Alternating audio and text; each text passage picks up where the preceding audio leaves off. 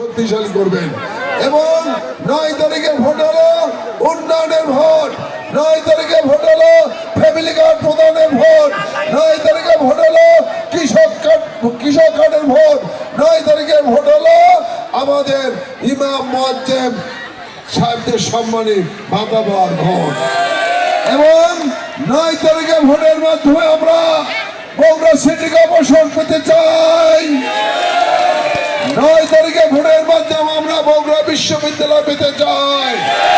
9 তারিখে ভোটের মাধ্যমে আমরা বিমানবন্দর পেতে চাই।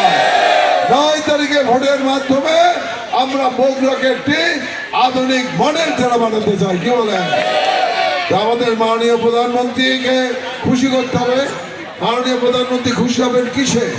মাননীয় প্রধানমন্ত্রী খুশি হবে ধানের শীষে ভোট দিলে মাননীয় প্রধানমন্ত্রী খুশি হবেন এবং আমার বগুড়ার মানুষদেরকেও প্রধানমন্ত্রী খুশি করবেন। কি বলেন? ইনশাল্লাহ। তো আপনারা কেউ ভুল করবেন না, সবাই মিলে ধানের শীষে ভোট দিতে যাবেন। যেহেতু সময় আর নাই, আমি পরে আবারও আসবো আপনাদের সামনে। আমি আবারও দেখা হবে উন্নয়নে, এলাকায়, রাস্তায়, ট্রেন নির্মাণে, সর্বক্ষেত্রে আপনাদের পাশে থেকে আমি বগুড়াবাসী উন্নয়ন করতে চাই। এই আশা রেখে আপনাদেরকে ধন্যবাদ জানিয়ে আমার বক্তব্য শেষ করছি। সবাইকে ধন্যবাদ। আসসালামু আলাইকুম।